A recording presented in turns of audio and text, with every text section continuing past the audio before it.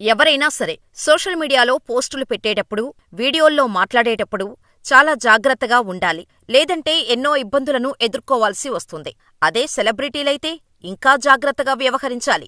లేదంటే వారు చేసిన కామెంట్స్ వల్ల వచ్చిన ఫేమ్ని, పాపులారిటీని పోగొట్టుకోవాల్సి వస్తుంది. మరీ ముఖ్యంగా టీవీ షోలు, ఇంటర్వ్యూలలో మాట్లాడేటప్పుడు ఇంకా జాగ్రత్తగా ఉండాలి. లేదంటే కెరియర్ పైన చాలా ప్రభావం చూపిస్తోంది.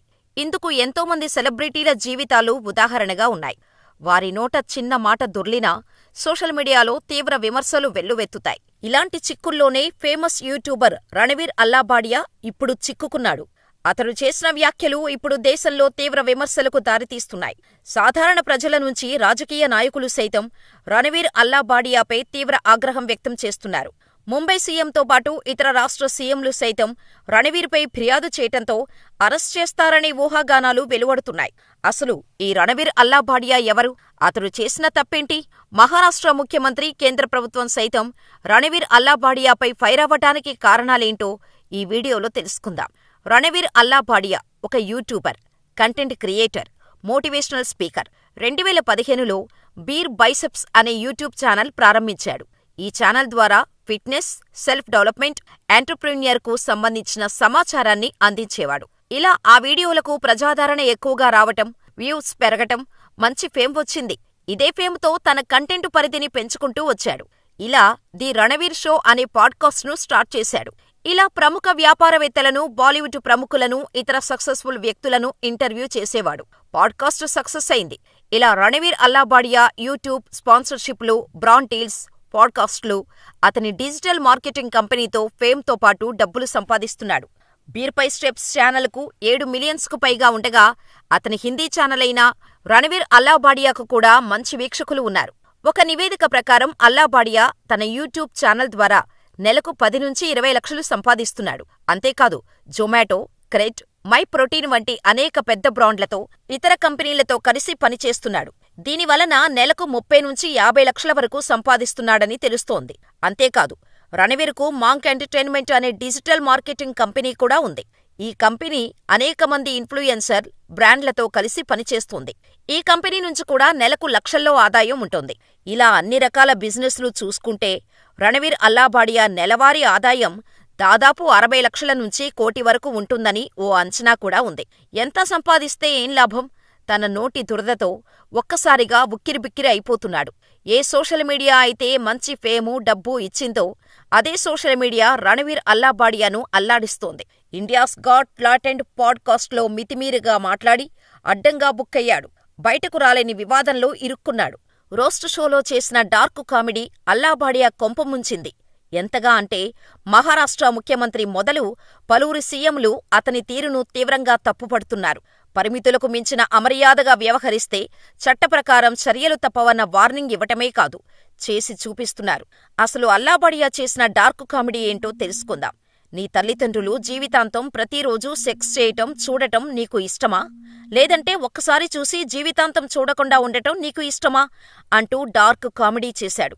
ఈ వీడియో బయటకు వచ్చిన వెంటనే వైరల్ కావటంతో మహారాష్ట్ర సీఎం మాత్రమే కాదు, అనేక రాష్ట్రాల సీఎంలు, రాజకీయ నాయకులు, మహిళా సంఘాలు, సోషల్ యాక్టివిస్టులు రణవీర్ అల్లాబాడియాపై ఫైర్ అయ్యి వార్నింగ్ ఇచ్చారు. అంతేకాదు ఈ వీడియో పార్లమెంటు దాకా వెళ్లటంతో అల్లాబాడియాపై చర్యలకు పలువురు ఎంపీలు ఫిర్యాదు చేశారు. దీంతో పరిస్థితి చేతులు దాటిపోతుందని గమనించిన రణవీర్ క్షమాపణలు చెప్పాడు. అయితే అప్పటికే జరగాల్సిన డ్యామేజ్ జరిగిపోయింది. రణవీర్ వ్యాఖ్యలపై కేంద్ర సమాచార, సాంకేతిక శాఖ సీరియస్ అయింది. తన వ్యాఖ్యలపై సమాధానం చెప్పాలని పాడ్కాస్ట్ టీంకి నోటీసులు ఇచ్చింది. మరోవైపు కామెడీ కంటెంట్ పేరుతో భాష హద్దులు దాటుతుందని శివసేన రాజ్యసభ ఎంపీ ప్రియాంక చతుర్వేది తీవ్రంగా స్పందించారు. అల్లాబాడియా చేసిన ఇండియాస్ గాట్ టాలెంట్ ఎపిసోడ్తో సంబంధం ఉన్న హాస్య నటుడు సమీర్ రైనా, ఇన్ఫ్లుయెన్సర్ అపూర్వ మఖీజా, ఇతరులపై కూడా ముంబై, గౌహతిలో పోలీసులకు ఫిర్యాదు చేశారు. ఇలా దాదాపు 30 మంది మీద కేసు నమోదు చేసినట్టు ముంబై పోలీసులు చెబుతున్నారు. అంతేకాదు రణవీర్ తప్పుడు వ్యాఖ్యలపై పలువురు ఎంపీల ఫిర్యాదు చేయటంతో పార్లమెంటరీ ప్యానెల్లో రణవీర్ను విచారించే అవకాశం ఉందని చెబుతున్నారు. ప్యానెల్ విచారణకు హాజరు కావాలని ఈ యూట్యూబర్కు నోటీసులు అందే అవకాశం ఉంది. అయితే అల్లాబాడియా ఈ మొత్తం వ్యవహారంపై స్పందిస్తూ చెంపలేసుకున్నాడు. తాను తప్పు చేశానని, క్షమించాలని వేడుకుంటున్నాడు. దీనికి సంబంధించి ఒక వీడియోను విడుదల చేశాడు. అయితే అతడి క్షమాపణల్ని ఎవరూ సీరియస్గా తీసుకోవటం లేదు. మరోవైపు ఈ వ్యవహారాన్ని సుమోటోగా స్వీకరించింది Mumbai cyber department. IT act కింద కేసు నమోదు చేసింది. ఈ షోకు సంబంధించి మొత్తం 18 ఎపిసోడ్స్ను తొలగించేందుకు చర్యలు చేపట్టారు. తాజాగా జాతీయ మహిళా కమిషన్ కూడా స్పందించి రణవీర్తో పాటు మిగిలిన వారికి సమన్లు జారీ చేసింది. ప్రస్తుతం ఇంటర్నెట్ యుగంలో ఎంత పేరు వస్తే అంత జాగ్రత్తగా ఉండాలి. ఎందుకంటే పేరు తీసుకువచ్చిన సోషల్ మీడియానే ఆ తర్వాత ఆ పేరు చెప్పుకోవాలంటే భయపడేలా చేస్తోంది. ఈరోజు ప్రతి ఒక్కరి చేతిలో స్మార్ట్ ఫోన్ కామన్ అయిపోయింది. ప్రతి ఒక్కరికి సోషల్ మీడియాలో అకౌంట్స్ ఉంటున్నాయి. తమ జీవితంలో జరిగిన ప్రతి చిన్న వేడుకను సోషల్ మీడియాలో షేర్ చేసుకుంటున్నారు. అలాగే సోషల్ మీడియా నుంచి డబ్బులతో పాటు సెలబ్రిటీ స్టేటస్ కూడా సంపాదించుకుంటూ జీరోలు కూడా హీరోలుగా మారి ఎంజాయ్ చేస్తున్నారు. ఈ మధ్యలో ఏదైనా తేడా వస్తే అదే సోషల్ మీడియా హీరోలను జీరోలుగా చేసి వారి జీవితాలను పూర్తిగా అస్తవ్యస్తం చేస్తుంది. అందుకే సోషల్ మీడియాలో నిత్యం జీవించేవారు మాట్లాడేటప్పుడు, ఏదైనా పని చేసేటప్పుడు ఖచ్చితంగా జాగ్రత్తగా ఉండాలి. లేదంటే రణవీర్ అల్లాబాడియా జీవితంలా ఒక్కసారిగా తలకిందులైపోతోంది. అందుకే పెద్దలు అంటూ ఉంటారు, అద్భుతమైన విజయాన్ని సాధించటం తేలికే, కానీ దాన్ని నిలుపుకోవటం, ఆ గౌరవ మర్యాదల్ని కొనసాగించటమే కష్టమని. మరి మీ అభిప్రాయమేంటో మాకు కామెంట్ చేయండి. ఇలాంటి ఫాస్ట్ అప్డేట్స్ కోసం మా ఛానల్ని సబ్స్క్రైబ్ చేసుకోండి.